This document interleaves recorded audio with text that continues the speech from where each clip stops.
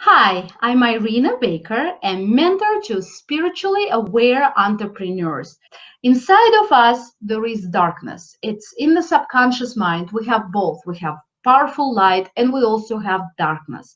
And so that darkness, we call it trickster. The trickster is internal abuser that wants to keep us. It's the archetype or mental construct. It's memory and it wants to keep us where we are. So, in other words, darkness had us for a long time and it wants to keep us where we are. It doesn't want us to move forward. So, when you and I'm sure you have experienced it, when you try to move forward, you start sabotaging yourself in some ways. And so that's usually the darkness. And it's active and somehow it's conscious.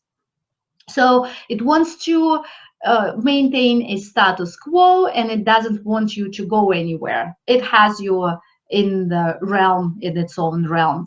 And it also knows, somehow it knows that you want to change your frequency. You want to increase your vibrational frequency to go higher, to move closer to the light where your life is better, when you improve your life.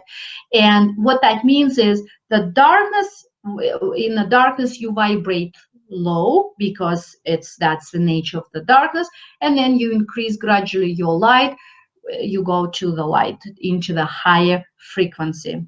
And so the darkness doesn't want you to go. Why I'm talking about it for so long is the darkness will manifest itself most likely as a resistance, because right now when you saw me speaking somewhere at an event, or maybe you met me somehow through other venues, and maybe you just watched my video and decided that you wanted to take this opportunity. That was your higher self. That was the wise part of you that saw an opportunity and saw that need and decided to move forward.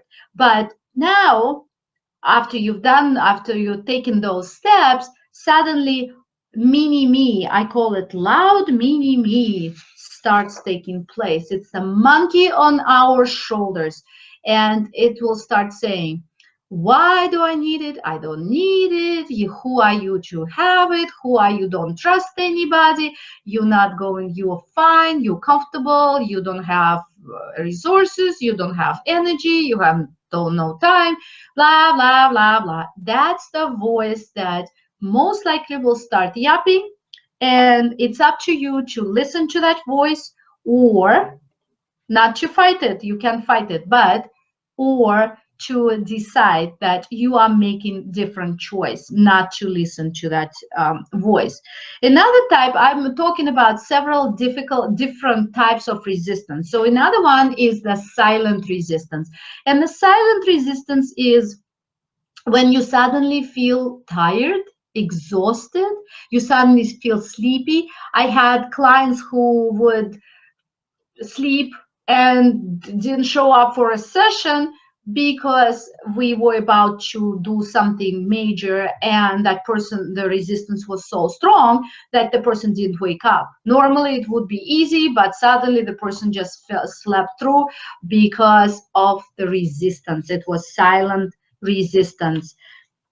And then next one is all hell breaks loose. This is the loud resistance. Suddenly everything goes wrong, everything is on fire, all kinds of events happening, drama happening, and that's exactly at the moment when you need to have a session. So you need to be aware of that and know that it's just simply resistance manifested in your life to prevent you from making to the session or moving forward during the session. And so there are physical signs, and the physical signs is the sickness. It's amazing how we manifest it so easily. For example, a person can develop a diarrhea or flu symptoms and feels like, oh, I cannot make it to the session, I can't even speak, my throat is hurting, and I'm sitting in a bathroom. But the truth is, as soon as they make it to the session, suddenly everything disappears. And that's because it was just the resistance illusion that felt real physically. In fact, the children usually are very good at that. And I'm sure if you are an entrepreneur and you go to business trips, you know that, and you have small children. My daughter, 5-year-old, every time I go on a business trip, she gets sick. Every time I come back, she's fine right away. So you know she's never sick. Suddenly she's sick as soon as I announce that my business trip is coming. Of course, that's a resistance. She wants to keep me with herself. Of course, she loves me and she wants to be with mommy, but it's manifested as resistance, even though consciously she doesn't want to be sick and she's looking forward to go to a babysitter and have fun, but subconsciously it still happens. So this is the physical sign of resistance, physical sickness. Actually, that was my card, physical sickness. And I forgot to talk about physical signs. That's another thing.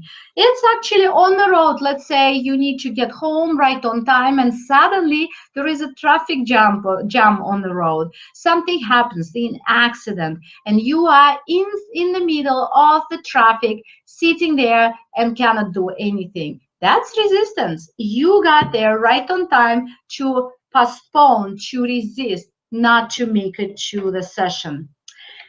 And then suddenly you feel busyness. Suddenly you're overwhelmed with work responsibilities, home responsibilities, whatever it is, but so tired and so exhausted. There are a lot of things to do.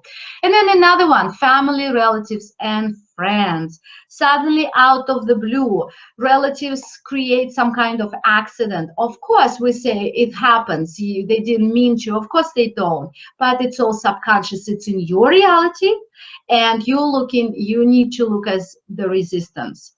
You can fight it, but again, you can observe it. And so that, let's say an accident happens, somebody's at the hospital, you have to run there. It involves your full attention, your full involvement, which is, of course, life. You deal with life, you deal with that resistance, but I just want you to be observant of that.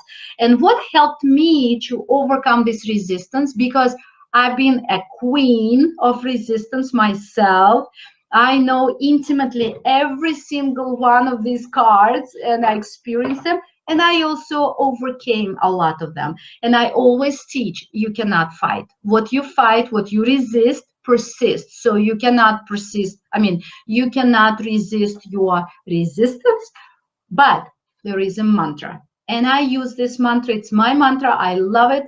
And it helped me clear traffic jam on the road, clear the accident, that I was able to move forward and get wherever I was supposed to be. It cleared all kinds of things. So it's really working and I can vouch for it. And this is how it sounds. I love and accept my resistance. Everything is simple yet profound, as always spiritual is simple yet profound. I love and accept my resistance.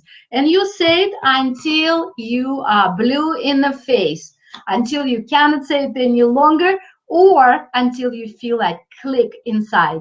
There is a visible, audible click inside. If you're observant, you will hear it. If not, that's okay.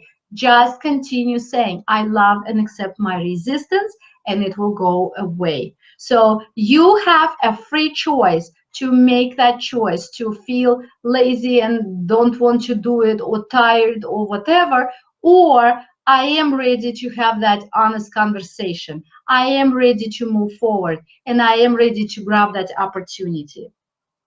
I hope it will help you. Have a wonderful day. Bye.